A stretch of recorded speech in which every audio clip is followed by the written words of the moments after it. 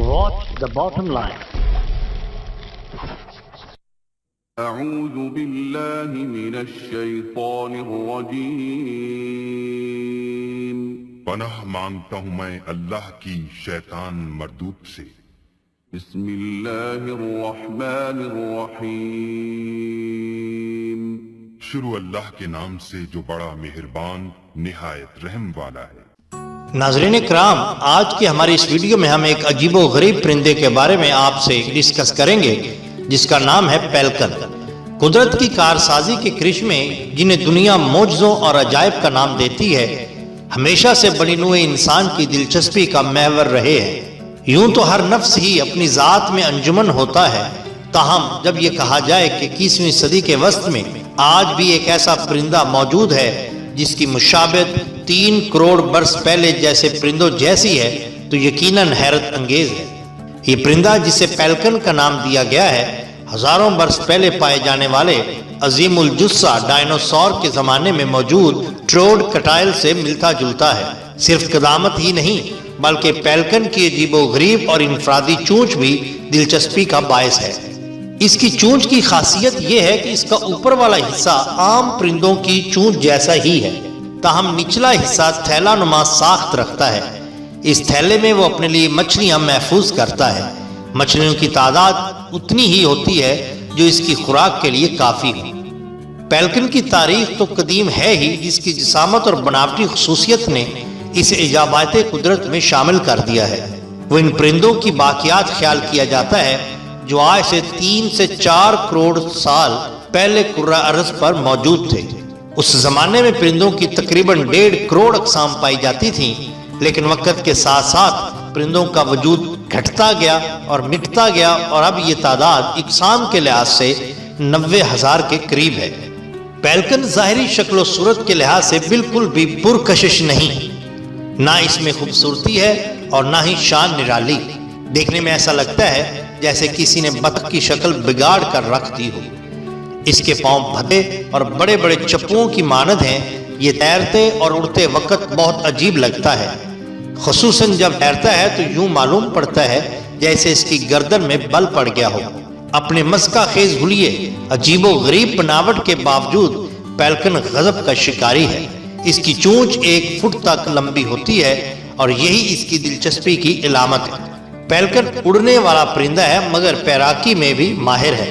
اڑتے وقت اس کے طاقتور پر 6 سے 7 فٹ تک پھیل جاتے ہیں اور اس کی رفتار اڑتے وقت 35 سے 40 میل فی گھنٹہ ریکارڈ کی گئی ہے. اپنے بھاری وجود کے باوجود یہ کئی گھنٹوں تک فضا میں رہ سکتا ہے. بھورے رنگ کے پیلکن پرندوں کا غول صبح سویرے ہی یا غروب آفتاب کے وقت دیکھا جائے تو دیکھنے والے کو یہ نظارہ محصور کن لگتا ہے. پیلکن ایک قطار کی شکل میں سفر کرتے ہیں اور جب یہ غول پرواز کرتا ہے تو ان میں سے ایک پیلکن رہنمائی کا کام سر انجام دیتا ہے. ان کی خوراک مچھلیاں اور دیگر سمندری کیڑے مکوڑے ہیں. پیلکن جب سمندر پر محو پرواز ہوتا ہے تو یہ 50 فٹ کی بلندی سے بھی اپنا شکار دیکھ لیتا ہے. جب ایک پیلکن کو سمندر میں اپنا شکار دکھائی دے جائے تو وہ ایک دم سے اپنی پرواز کا رخ تبدیل کر کے سمندر کی طرف مڑ جاتا ہے اور اپنے نصف کھلے ہوئے پروں کے ساتھ سمندر میں غوطہ لگا دیتا ہے. غول میں موجود باقی پرندے بھی اس کی تقلید کرتے ہیں اور جب یہ سمندر سے اپنا شکار کر کے واپس سر نکالتے ہیں تو ان کے تھیلے نما چونچیں مچھلیوں سے بھری ہوتی ہیں. اگر یہ کہا جائے کہ بھاری جسامت کے باوجود جب پیلکن 50 فٹ کی بلندی سے سمندر میں چھلانگ لگاتے ہیں تو ان کے بھاری جسم کو کوئی نقصان نہیں پہنچتا، تو اس کا جواب بھی قدرت کی کارسازی میں پوشیدہ ہے. دراصل پیلکن کی کھال کے نیچے چھوٹے چھوٹے قدرتی خانے ہوتے ہیں جیسے کہ شہد کے چھتے کی مانند، جن میں ہوا بھری ہوتی ہے.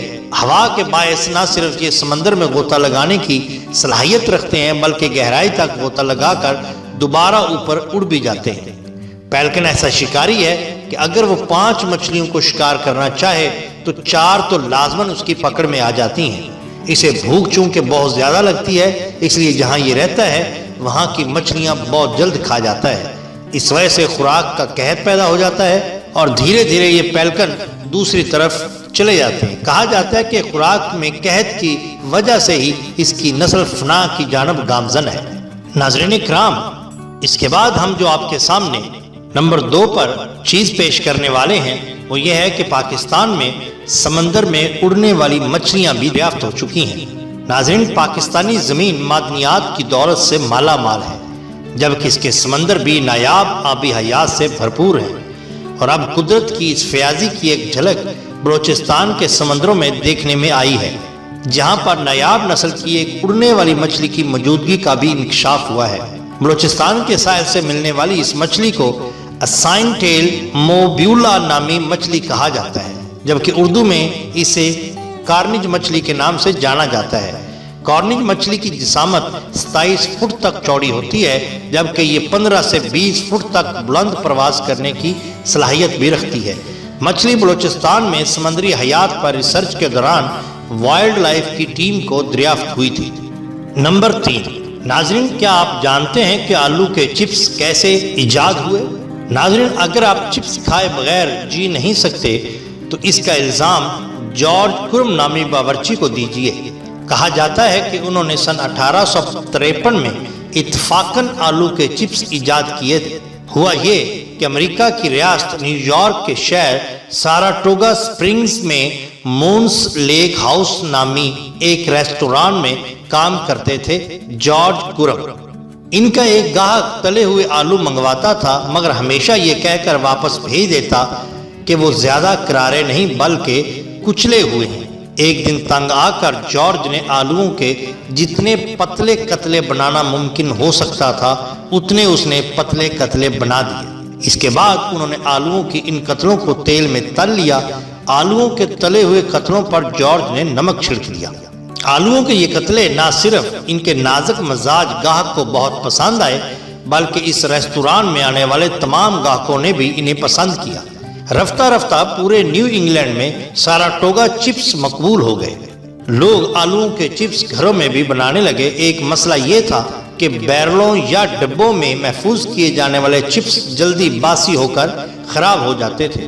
سن 1920 کے عشرے میں لابرا سکڈر نے ہوا بند تھیلی ایجاد کر لی۔ وہ تھیلی اس طرح بنائی جاتی ہے کہ 2 مومی کاغذوں پر گرم استری پھیر کر انہیں جوڑ لیا جاتا تھا۔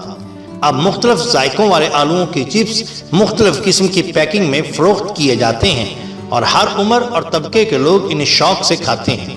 تو کہہ سکتے ہیں کہ نازک مزاج گاہک سے انتقام لینے کے لیے جارج نے آلوؤں کے چپس اتفاقاً ایجاد کر لی۔